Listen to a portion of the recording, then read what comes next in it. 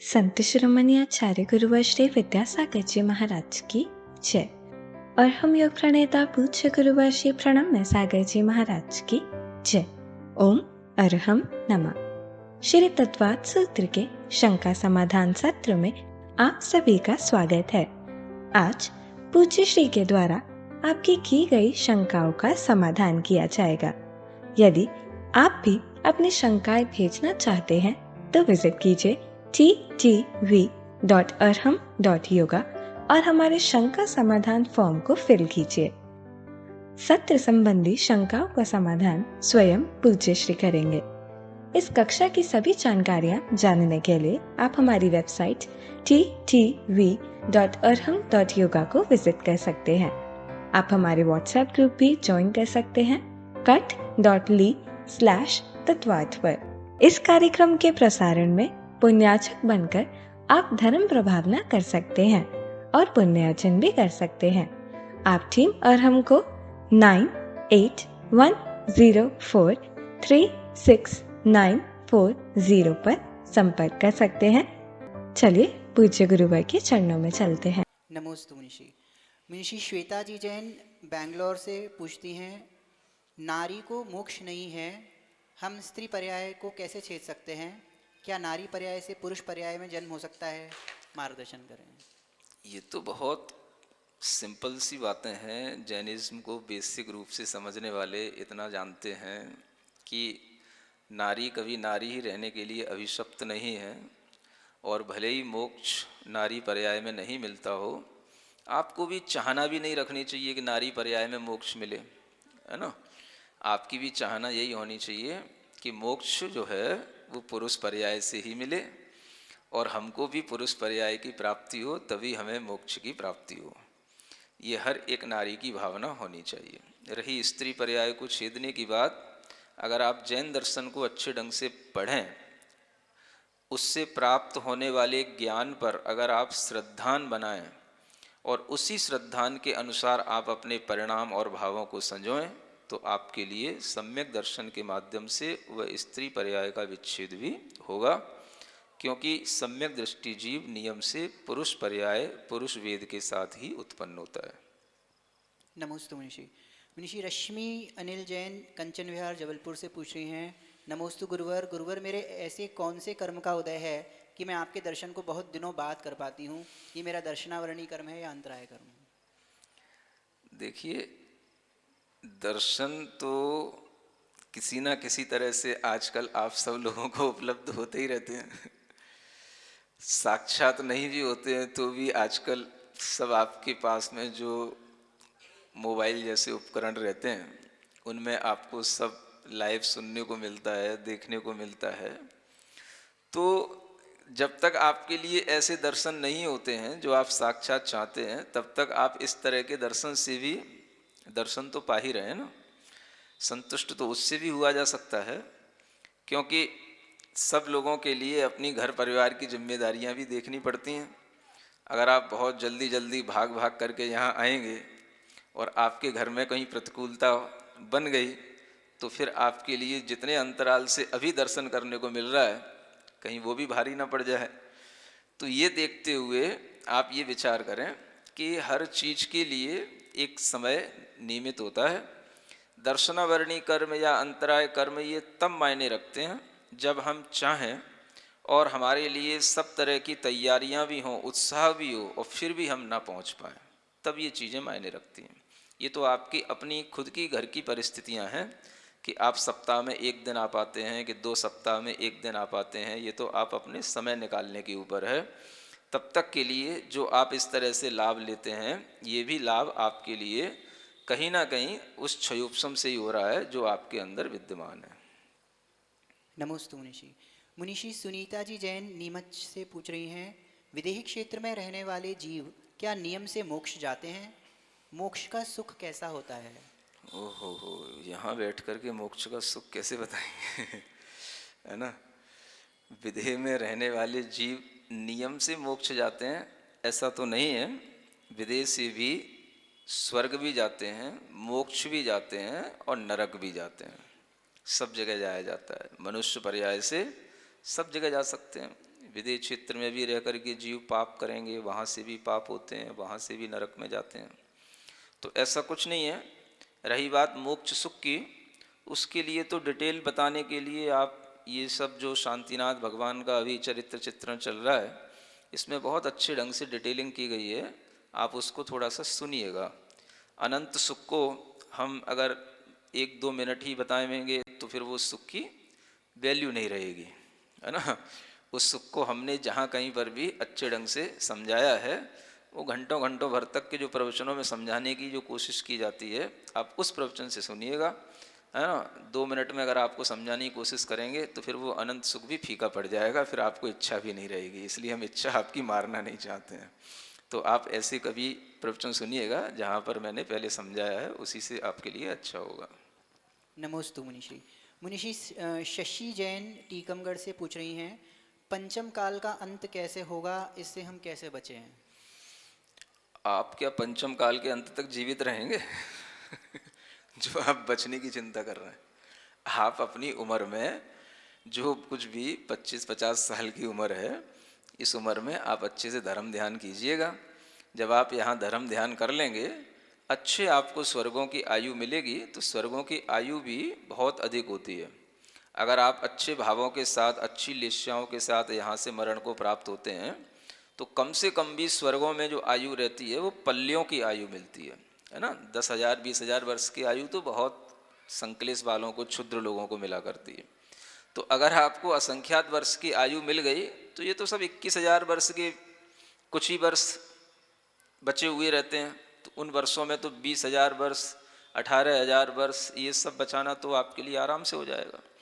तो इसकी चिंता ना करें कि हम पंचम काल के अंत में कैसे बचें, आप इसकी चिंता करें कि हमारे अंदर ये श्रद्धान, ये ज्ञान कैसे मजबूत हो। इसी के माध्यम से आपकी अगली पर्याय अपने आप अच्छी होगी।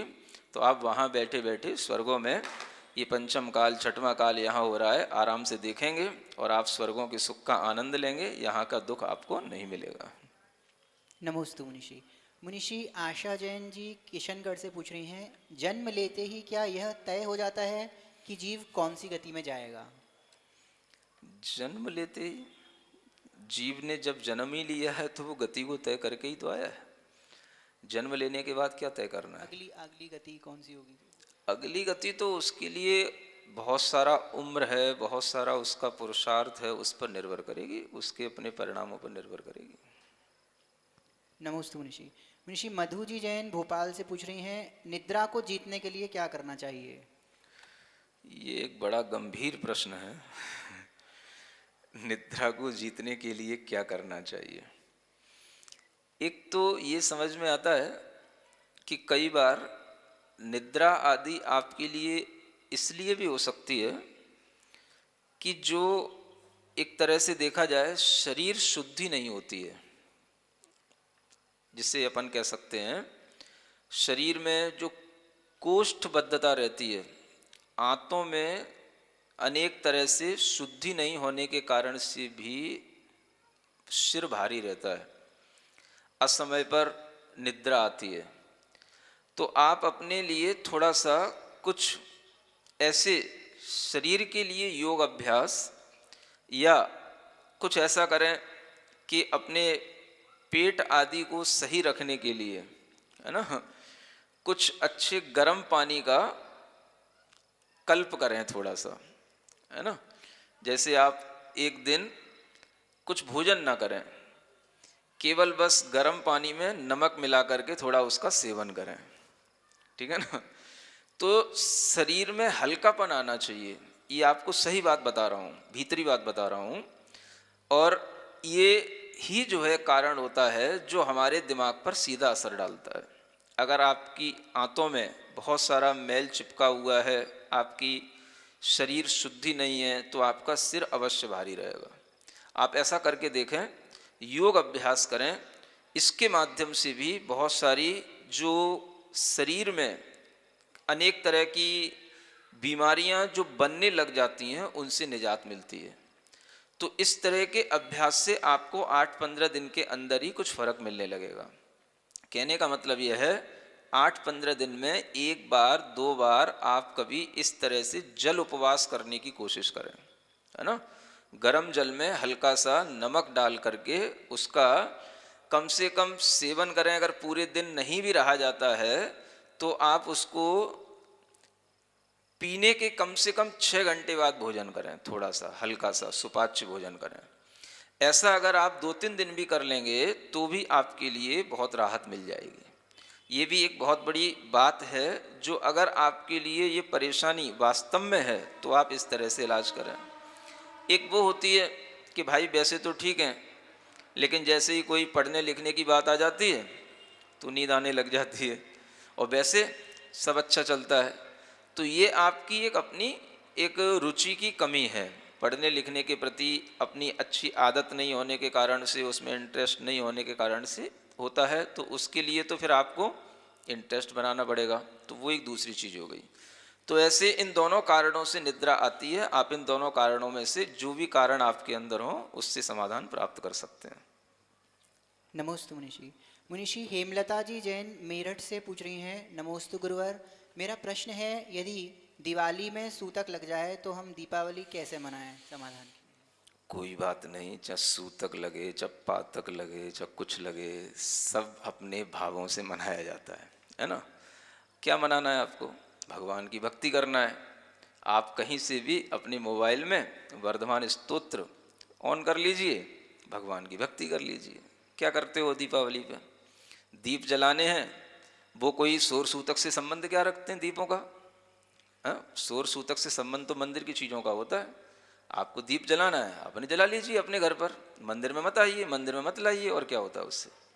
नहीं है, आप दूसरे के दीपक को देख करके प्रसन्न हो लीजिए।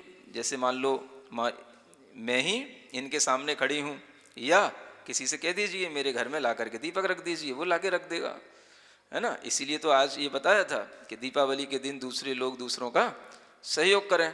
तो इसी तरह से दूसरे लोग भी आपके घर में दीपावली के दीप रखने जा सकते हैं, आ सकते हैं। आप अपने पड़ोसियों को बुला लीजिए, इनवाइट करेंगे तो उन्हें आने में और अच्छा लगेगा, क्योंकि हमने यहाँ से कह ही दिया है, और आप इनवाइट करेंगे तो उनके लिए और अच्छा लगेगा।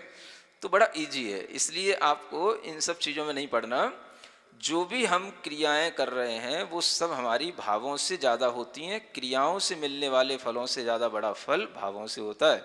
तो आप अपने भावों को अच्छा बना के ये सब क्रियाएं भी आराम से सौर सूतक में भी कर सकते हैं। नमोस्तु मुनिषी। मुनिषी सुशीला जी जैन मकराना से पूछ रहे हैं, मध्यलोक का आकार और सीमा बताएं। मध्यलोक का आकार तो झल्लरी के समान बताया गया है। तीनों लोकों में जो मध्यलोक का आकार है वो कैसा? झल्लरी, झालर के समान होता है ना। और वो सीमा क्या है उसकी? 1 राजू उसका व्यास है, डायमीटर उसका 1 राजू का है। 1 राजू में ही पूरा मध्यलोक इस तरह के, इधर हॉरिजेंटल उसका डायमीटर हो गया, अगर आपको वर्टिकल उसकी हाइट चाहिए तो वो 1 लाख योजन की हो जाएगी। यही उसका विस्तार होता है। नमोस्तु मुनिषी। मुनिषी वीणा जी जैन दिल्ली से पूछ रहे हैं, सम्यक दृष्टि कैसे बने?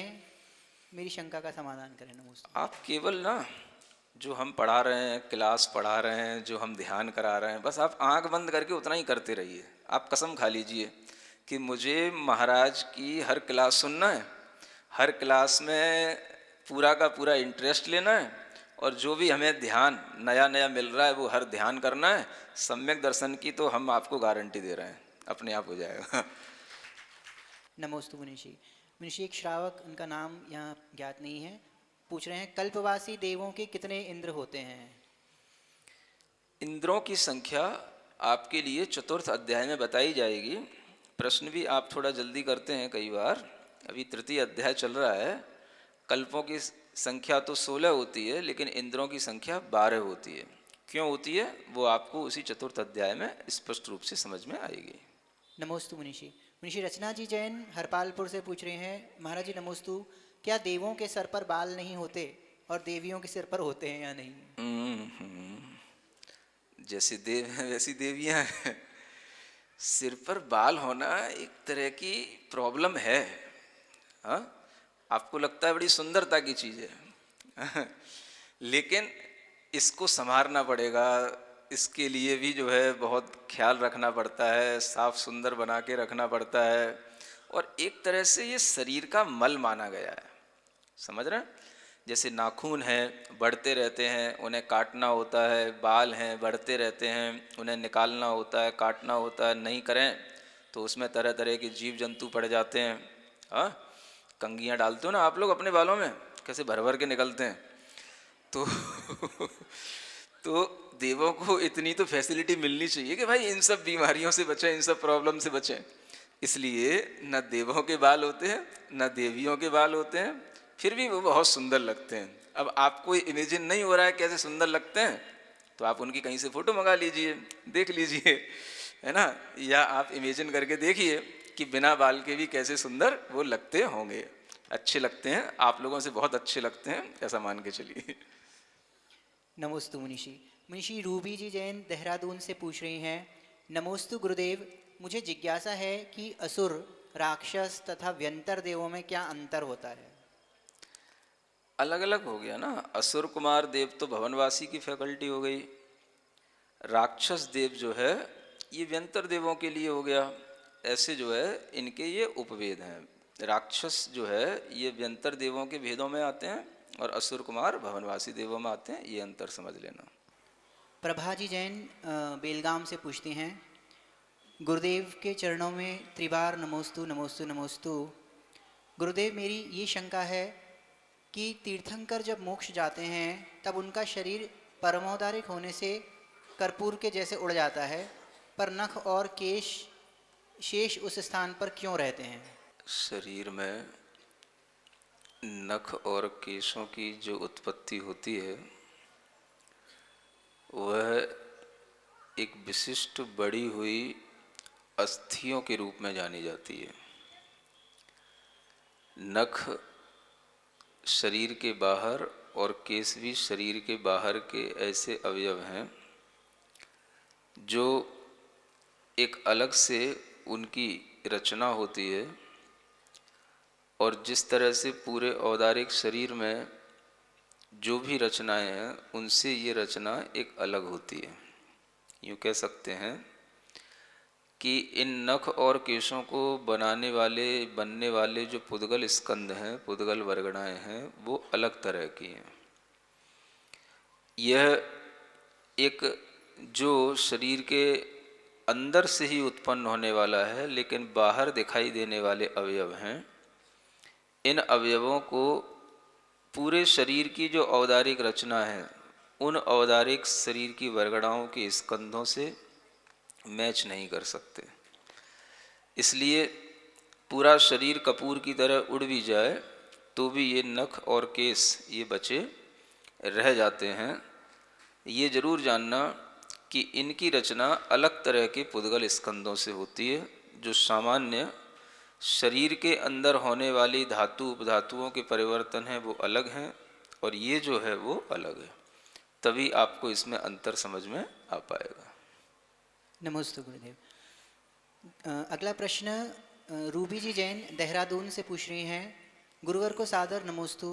गुरुवर, तत्वार सूत्र में प्रथम अध्याय यदि भाव विज्ञान है, द्वितीय अध्याय जीव विज्ञान है, तो तृतीय अध्याय को हम क्या कह सकते हैं, लोक निर्माण विज्ञान या लोक विज्ञान। हाँ, पहले भी कहा गया है, और तत्वार सूत्र की जो पहले की व्याख्याएं हुई हैं उसके ऊपर भी जो किताबें तैयार हुई हैं उनमें इसको लोक विज्ञान के नाम से ही तृतीय अध्याय और चतुर्थ अध्याय को दर्शाया गया है। ये पुस्तकें उपलब्ध भी हैं, आप ले सकते हैं। नमोस्तु मुनिषी। मुनिषी निगम जी दिल्ली रोहिणी से पूछ रहे हैं, गुरुदेव नमोस्तु, आप जैन भूगोल के बारे में बहुत ही अच्छी तरीके से जानकारी दे रहे हैं। हम लोगों को बहुत ज़्यादा जिज्ञासा है, कितना सुंदर विवरण आप बता रहे हैं, ऐसा लगता है कि हम वहाँ जाकर देख सकें, क्या संभव है हम वहाँ के बारे में अपनी आँखों से दृश्य देख सकें। नमोस्तु गुरुदेव। अब देख सकें ये तो आप भावना कर रहे हैं, यही बहुत अच्छी बात है, क्योंकि भावना तब होती है जब आपके अंदर इस तरह की रचनाओं पर विश्वास हो। अगर आप इस तरह का वर्णन सुन कर के विश्वास करके ये भावना कर रहे हैं तो आपको देखने को भी मिलेगा। आत्मा तो यही रहेगी, देखने वाला जीव तो यही रहेगा, वो कभी ना कभी इन सब चीज़ों को साक्षात देखेगा। जरूरी देखना नहीं है, जरूरी है पहले इन चीज़ों पर विश्वास करना। और इस तरह का विश्वास अगर हमें ऐसे ज्ञान प्राप्त करने से आता है और इस तरह से हमारे अंदर वह भावना बनने लग जाती है, तो यही विश्वास हमें एक ना एक दिन इन चीज़ों को दिखाने योग्य भी बना देता है। देखना कोई बहुत बड़ी बात नहीं है, कोई भी देव आदि की सहायता से भी आप कभी देख सकते हैं। अगर आप देखने की एक भावना ही करते रहेंगे तो आपके अंदर जो संस्कार पड़ा रहेगा वो आपको सम्यक दृष्टि बनाए रखेगा, नियम से आपको देव पर्याय की प्राप्ति होगी। उस पर्याय में जाकर के आप उसे साक्षात देख पाएंगे। और वैसे भी अगर आपके अंदर विश्वास जमता चला जाएगा तो आपको ये सब रचनाएं अपने श्रुत ज्ञान के माध्यम से यहाँ मन से भी बैठे बैठे दिखाई दे सकती हैं, देती हैं। इस तरह का आप विश्वास करके इसकी भावना करते रहो, इसी से सब कुछ अच्छा होगा। नमोस्तु मुनिषी। मुनिषी रूबी जी जैन, देहरादून। आदरणीय गुरुदेव को 3 बार नमोस्तु। गुरुदेव, केवल ज्ञान आत्मा का सदोष लक्षण है, इस वाक्य में सदोष से क्या तात्पर्य समझें? यह प्रश्न किस परिप्रेक्ष्य में आपने पूछा है, ये थोड़ा सा पहले समझना जरूरी है। लक्षण वह होता है जो हमेशा पाया जाए। अगर आपको इस रूप में समझना है तो आपको समझाया जा सकता है, लक्षण वह होता है जो हमेशा पाया जाता है। एक लक्षण की व्याख्या की जाती है, यानी कोई भी पदार्थ है उसका जो अपना एक कैरेक्टरिस्टिक है वो हमेशा बना रहना चाहिए। ऐसा नहीं है कि अभी है कल नहीं है, आज था कल नहीं रहा, या आज नहीं था कल हो गया। ये उसका अपना स्वाभाविक लक्षण नहीं कहलाता। इस दृष्टि से अगर हम देखें, सोचें, तो इसको कहा जा सकता है कि केवल ज्ञान आत्मा का लक्षण नहीं है। अगर लक्षण बनाएंगे तो वो सदोष सिद्ध होगा। आत्मा का लक्षण केवल जानना देखना है। ज्ञान दर्शन उपयोग ये आत्मा का लक्षण बैठता है, इसलिए उपयोग लक्षणम कहा। तो उपयोग रहेगा हमेशा, चाहे वो किसी भी ज्ञान में रहे, चाहे मतिक ज्ञान में रहे, चाहे श्रुत ज्ञान में रहे। अब वो सब ज्ञान हट गए, केवल ज्ञान में उपयोग आ गया तो वो केवल ज्ञान सहित आत्मा हो गया। लेकिन आत्मा का जो लक्षण जानना देखना था वो कभी भी नहीं मिटा, उसी को हम वास्तव में उसका लक्षण कहेंगे। तो इसलिए केवल ज्ञान आत्मा का सदोष लक्षण बनता है इस दृष्टि से, क्योंकि वो संसार अवस्था में हमेशा नहीं पाया जाता, सब जीवों में हमेशा नहीं पाया जाता। अगर उसे आत्मा का लक्षण बना लेंगे तो फिर अभव्य जीवों की आत्माओं को तो हम कभी आत्मा कह ही नहीं सकेंगे, और फिर संसारी जीवों की आत्माओं को भी आत्मा कैसे कह सकेंगे, क्योंकि उसका लक्षण तो उसमें है ही नहीं। तो लक्षण वो होता है जो उसमें हमेशा घटित हो, हमेशा पाया जाए। इस दृष्टिकोण से केवल ज्ञान को आत्मा का सदोष लक्षण कहने में कोई आपत्ति नहीं है।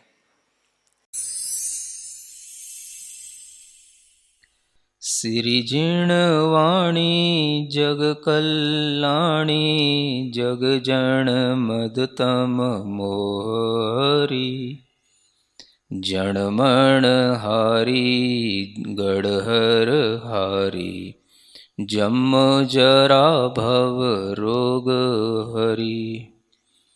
तिथ्य राणम दिव्य झुणिम जो पढ़ई सुणई मय्ये धारई, राणम सौख मणंतम धरिय, सासद मोक्ष पदम पावई, सासद मोक्ष पदम पावई।